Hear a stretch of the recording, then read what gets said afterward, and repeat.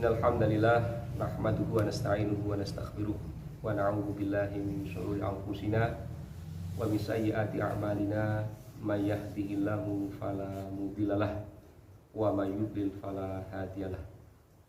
Asyhadu an la ilaha illallah wahdahu la syarikalah wa asyhadu anna Muhammadan abduhu wa rasuluh. Allahumma shalli wa sallim ala nabiyyina Muhammad wa ala alihi wa sahbihi ajma'in. Amma ba'd. Alhamdulillah, kita panjatkan puji syukur kehadirat Allah Subhanahu wa taala. Pada kesempatan malam hari ini kita bisa melaksanakan sholat tarawih yang berapa Pak? Kelima. Yang kelima. Mungkin semakin banyak angkanya, keberapa ini semakin loyo, semakin ngantuk, semakin mudah terjelungup. Tapi mudah-mudahan masih mampu bertahan dan tetap khusyuk. Pada kesempatan malam hari ini saya menjadi badal. Badal itu apa? Pengganti. Kalau yang di belajar nahwu kan ada badal juga ya, ada istilahnya badal. Ya, menggantikan Pak Haris yang sedang DL dinas luar, yang sedang tugas di luar, maka saya terpaksa menggantikan.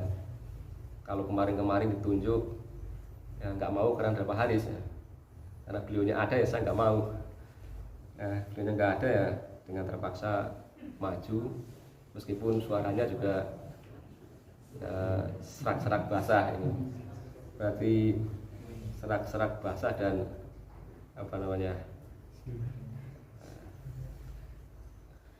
ngeri-ngeri sedap. Kalau berita tuh ngeri-ngeri sedap.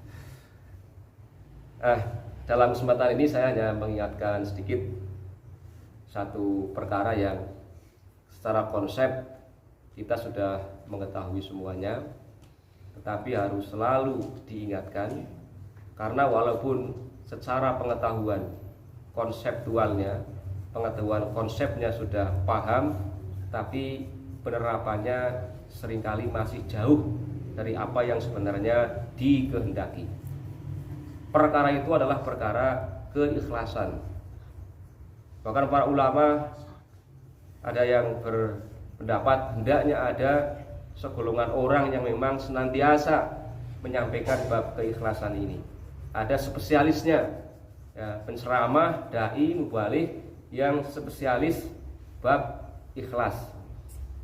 Kalau bab sedekah ada spesialisnya, walaupun pada akhirnya ada yang tumbang juga. Ya. Yang ikhlas ini perkara yang sangat sulit. Bahkan ada ulama yang mengatakan mustahil derajat keikhlasan itu bisa diraih. Namun pendapat ini disanggah oleh ulama yang lain, sebab kalau mustahil maka mustahil pula Allah mensyariatkan. Sebab la yukallifullahu nafsan illa wus'aha. Allah tidak membebankan akan suatu melainkan menurut kadar kemampuannya. Sehingga kalau ikhlas adalah perkara yang mustahil diraih, maka ikhlas mustahil pula disyariatkan supaya diamalkan. Namun paling tidak itu menggambarkan kepada kita betapa beratnya perkara ikhlas ini, betapa susahnya perkara ikhlas ini. Para ulama mereka mengevaluasi diri, melakukan muhasabah terhadap diri sendiri tentang amal-amalnya yang selama ini dibangun.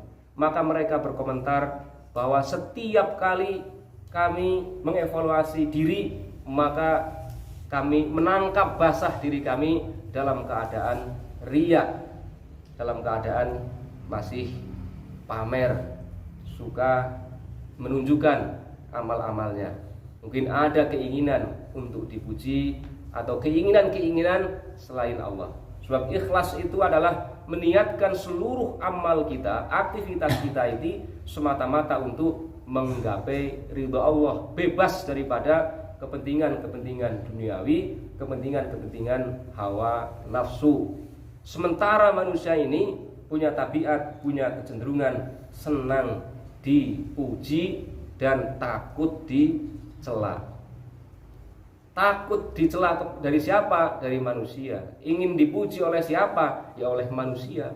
Maka peredaran, perputaran, gerak-gerik manusia seringkali dimotori oleh sifat ini, yakni sifat keinginan untuk dipuji dan takut dicela. Padahal Allah Subhanahu wa taala itu tidaklah menerima suatu amal melainkan amal itu dibangun dengan keikhlasan. Innallaha la yaqbalu minal amali illa ma kana lahu khalisan. Sungguhnya Allah tidak menerima suatu amal melainkan amal itu benar-benar ikhlas, murni karena Allah Subhanahu wa taala, bukan karena yang lain. Wa ma umiru illa liya'budullaha mukhlishina lahuddin.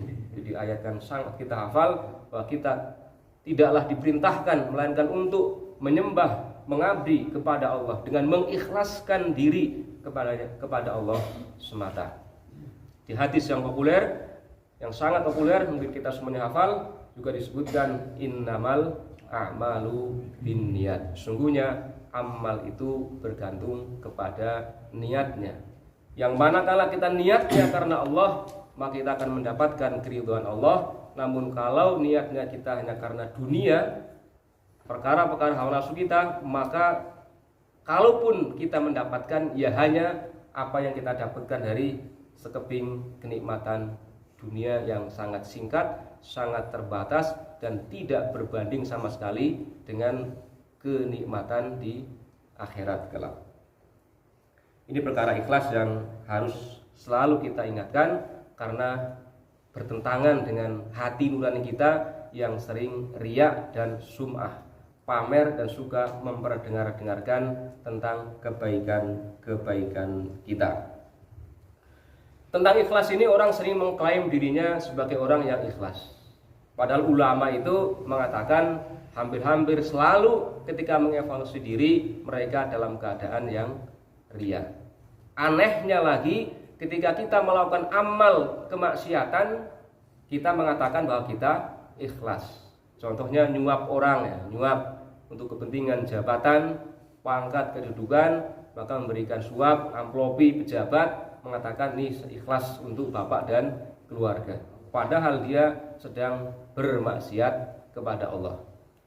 Bahkan kalau kita browsing ya di YouTube misalnya, kata ikhlas, coba yang muncul apa? Saya coba untuk mencari urian tentang ikhlas. Ternyata yang muncul lagu nggak tahu lagunya apa, tapi gambarnya orang yang nggak jelas juga itu. Berarti perkara ikhlas suatu perkara yang sangat agung, kok bisa nempel dalam lagu-lagu yang mungkin kategori nyanyian setan. Nah, yang setan di lagunya lagu apa yang membawakan juga tidak sesuai dengan tampilan-tampilan yang islami. Nah, ini jadi kita menganggap bahwa kita sering ikhlas, padahal sebenarnya masih sangat jauh dari bab keikhlasan ini. Suatu saat Imam Ad-Dari, seorang ulama di zaman Umar bin Khattab, yang kalau mengimami sholat beliau hampir atau sampai menjelang terbit fajar. Ketika ditanya oleh orang yang gak paham tentang beliau, ditanya bagaimana sholat ya, bagaimana anda melakukan sholat, bagaimana sholat malam yang anda lakukan, maka beliau mengatakan 1 rakaat di kegelapan malam yang tidak ada orang tahu tentang hal itu lebih aku cintai daripada sholat semalam suntuk yang kemudian aku bercerita kepada orang lain. Ini satu amalan yang beliau orang yang betul-betul berusaha untuk menjaga keikhlasannya. Orang sekelas Imam Ahmad bin Hambal yang beliau hafal 1 juta hadis, yang pernah dipenjara, pernah dihukum, dipukuli, digebuki karena ditawari untuk menjadi qadhi, hakim tidak mau, diminta untuk mencabut fatwanya tentang Al-Quran bukanlah makhluk, bahwa Al-Quran itu makhluk ya. Mencabut fatwanya bahwa Al-Quran itu bukan kalamullah tapi makhluk, beliau nggak mau, pilih di penjara, pilih digebuki, pilih disakiti. Tapi ketika ditanya oleh orang, apakah engkau yang amalnya sebegitu hebat, engkau hafal sekian hadis, hafal Al-Quran, jamaahnya banyak, ilmumu begitu luas, engkau pun rela untuk dipenjara, apakah engkau melakukan semua itu dengan keikhlasan? Maka Imam Ahmad bin Hambal mengatakan, ikhlas itu perkara yang sangat berat, perkara yang sangat besar. Saya hanyalah berusaha untuk mengikhlaskan diri. Jadi mereka tidak ada yang berani untuk mengklaim bahwa dirinya ikhlas. Sementara kita yang awam, yang sangat lemah keimanan dan amalnya, seringkali dengan sangat mudah kita mengatakan kita ikhlas karena Allah, padahal sebenarnya kita sedang bermaksiat kepada Allah.